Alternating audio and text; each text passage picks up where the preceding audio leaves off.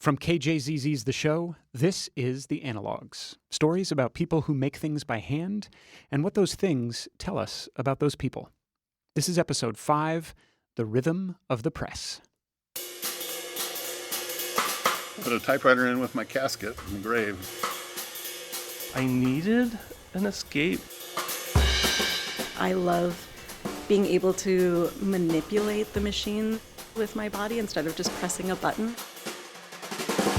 Every time we lose one of those parts, it's gone for good, basically. I just think of myself as someone who makes things. Angie Dell's letterpress machine stands in the corner of a workshop in downtown Phoenix.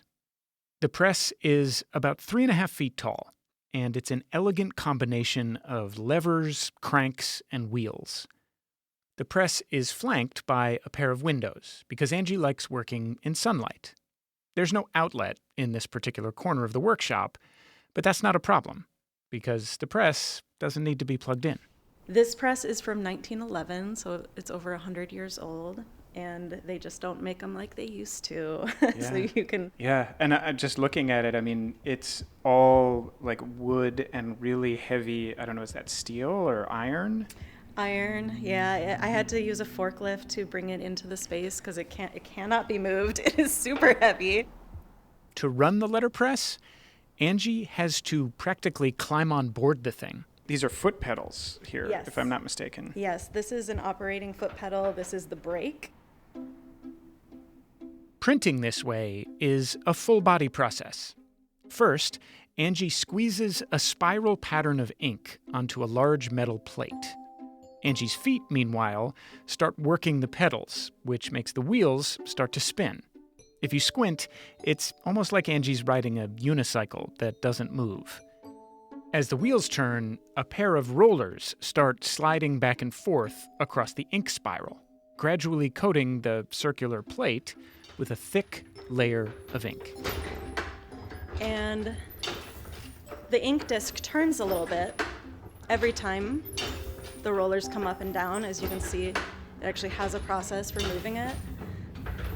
So it's a really beautiful, I love watching the ink get dispersed over the disc because it always creates a different pattern every time. And you're doing this all with the foot pedal. Yes, we'll use this large wheel with your hand here just to get a little bit of momentum to get these heavy pieces moving. And then with your foot, it can take a little getting used to for people who are new to it. You start to learn the rhythm of the press and how much pressure it needs in order to keep moving fluidly. You can probably hear the physical effort in Angie's voice. The sheer amount of energy it takes just to get this letterpress going is intense. And that's all before you print a single word. Angie doesn't mind, though. I love being able to manipulate the machine with my body instead of just pressing a button. It makes me feel a little bit more connected. It helps me think more clearly, take it out of the realm of the brain into the full body. Angie uses the letterpress to make books, soup to nuts. Angie writes the words, then prints those words on paper using the letterpress, and then binds the whole thing together. My way of thinking about writing has completely changed because of my passion for book arts now. And when I started off, I would always come in with a piece of writing and I would be like, okay, how can I make this into a book? How can that work? And nowadays, I think I'm often thinking more about form and the way that the book can enhance the text. A long time ago, Angie wanted to be a regular novelist, but not anymore. Bookmaking is a way for Angie to tell more of the story. It does make me feel more connected to it because I grew up really struggling when I was younger with depression.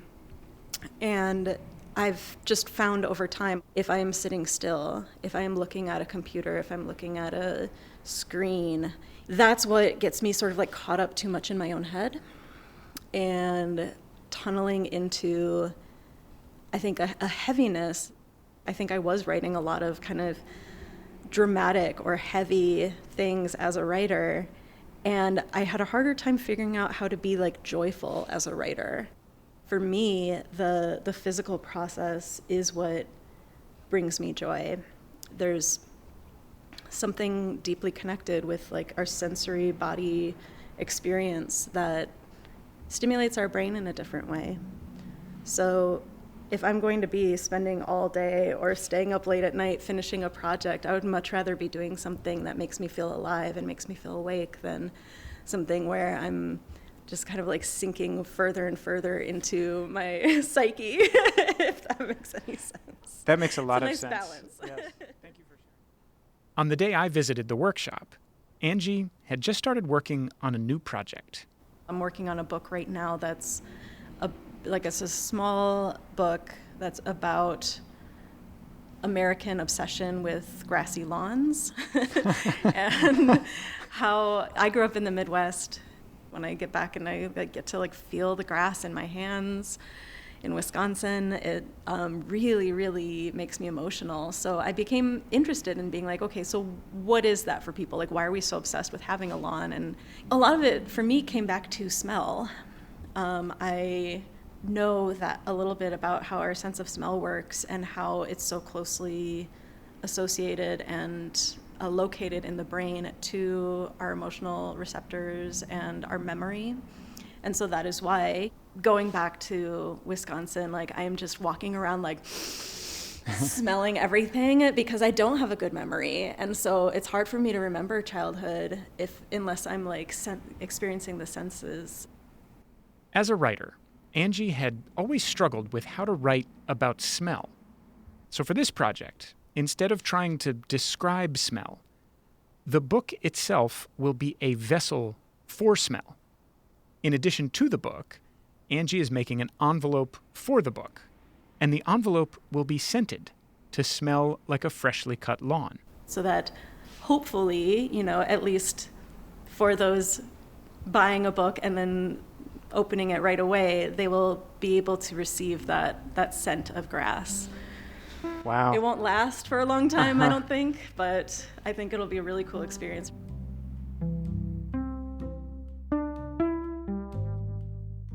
So you're facing this challenge that many writers have faced, which is not even just how do I write about smell, but how do I write about childhood? How do I write about this feeling? And for most writers, they just have to sit there and wrestle with the words and try to get as close as they can. And you have found your way to this process where through not just the writing of the words, but also the making of the receptacle for the words and putting more of your senses into the process of trying to capture this thing, you can get so much closer to expressing this thing. But you still can't totally get there. No, can you ever in any medium? I don't know. For me, it's the way that I'm able to access things that are otherwise locked away in my brain. And I do think that it's important that we engage all of our senses just for the sake of our memories, for the sake of happiness in life. And I want to see what could be done with the book in that way. Yeah, even if you can't get all the way there, why not get as close as you can? Yeah, I mean, how do we get the rest of the way? I don't know, edible books is something that would be fun to do at some point. Okay. Yeah.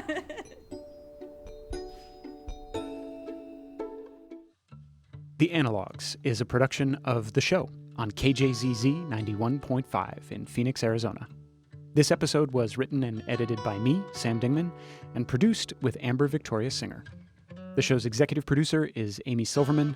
Special thanks to Angie Dell and to you for listening. Next time, we'll meet the woman who got me thinking about all this stuff in the first place. I used to think, when I wasn't thinking, that this is the way everyone saw. I mean, I didn't think it was the way everyone saw. It was obvious to me the way something could be. And then I realized that other people don't see things that way. And so what I do when I use the camera is I figure out how to translate my personal version of what I'm creating into the image itself. That's next time on The Analogs.